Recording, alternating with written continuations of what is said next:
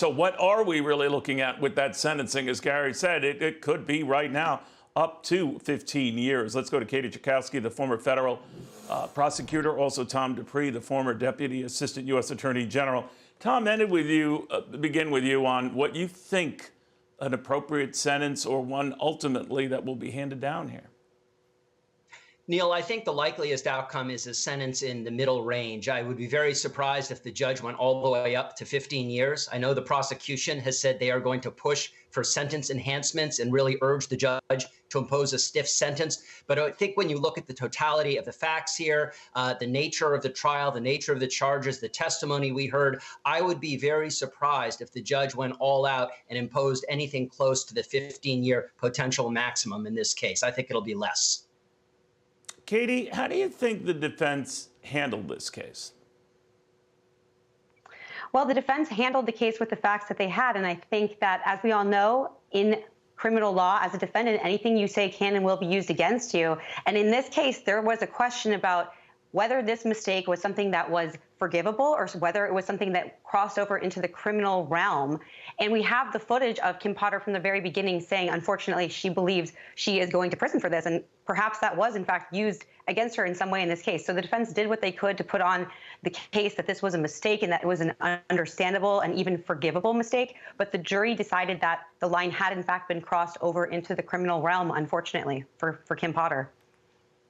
Tom, do you think it was a mistake for the defense to put Kim Potter on the stand? I mean, she was a compelling, sympathetic figure, but in the end, given the final, decision on the part of the jury, it didn't sway them. What do you think? It didn't work, that's for sure, Neil. Now, look, I think what makes this case a little unusual, although we've seen it with increasing frequency, is that you had the whole thing caught on videotape. And so I think from the defense counsel's perspective, they knew the jury would actually be seeing this thing unfold in real time. They could see it happen again in slow motion. And so maybe in order to offset that, they wanted to allow Kim Potter to testify. I think it also gave them a chance to have her show some emotion, to show some remorse. We all saw she testified, she broke down. And so I think the defense thought that letting the jury see the human side of Kim Potter and explain in her own words why what happened might sway the jury. Again, didn't work out in the end for them. You know, Katie, the judge decided to keep her waiting in jail and not to let her out on this $100,000 bond. You'd heard what had been posted. What did you make of that? I think I was not surprised by that whatsoever. It's unfortunate the timing with the holidays and the delay between now and sentencing. But on the flip side, she will get time served, begin serving her sentence, because I do believe inevitably she's going to be sentenced to jail time. So in the end, it will all even out, if you will, but not particularly surprising. She's been convicted of manslaughter at this point. You know, Tom, there had been some talk that maybe the two sentences or the terms of punishment could be combined here for the manslaughter charges. That would mean obviously a much shorter than expected jail time if each were looked at individually. Is there any truth to that, or how is this usually handled? Yeah, I think in this case, I mean, I would be surprised if they imposed concurrent sentences. I think typically they would find the most serious offense that was convicted and impose a sentence on that basis. And look, you look at the possible range, and yeah, the range can be pretty severe. But as we were saying earlier, my guess is that this judge is going to come in a lot lower than what the prosecutors are going to recommend. The prosecutors took this case very aggressively. It's no surprise to me that they're pushing for a harsh sentence. We heard what the Attorney General had to say, so it doesn't surprise me that they're really going to urge the judge to throw the book at her. But at the end of the day, Neil, I would be shocked if this judge goes anywhere close to the permissible maximum sentence in this case for Kim Potter.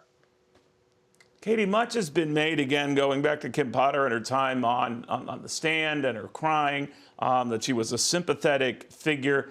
Then people began to think of the length of the time that the jury was convening, that maybe it would be a hung jury, that maybe they couldn't come to a conclusion. What do you think of what was happening maybe behind the scenes?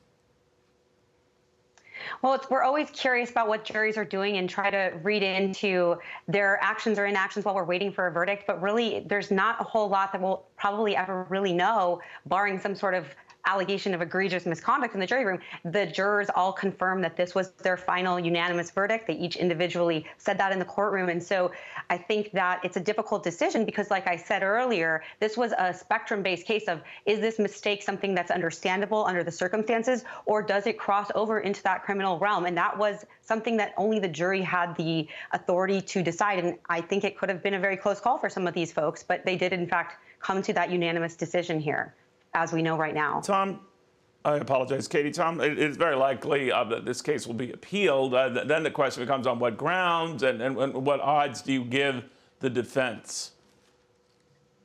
Yeah, Neil, I got to say, I didn't see a whole lot during the course of this trial that might give them a real strong argument for reversing it. I thought that by and large, the judge controlled the proceedings pretty efficiently. I didn't see any sort of egregious evidentiary rulings. We didn't see the judges, we've seen in some other high-profile cases lately, offer gratuitous commentary from the bench. So although I strongly suspect that the defense will mount an appeal, I got to say, having watched this, having looked at the transcript, I'm not quite sure that they're going to have a slam dunk argument on appeal on this one.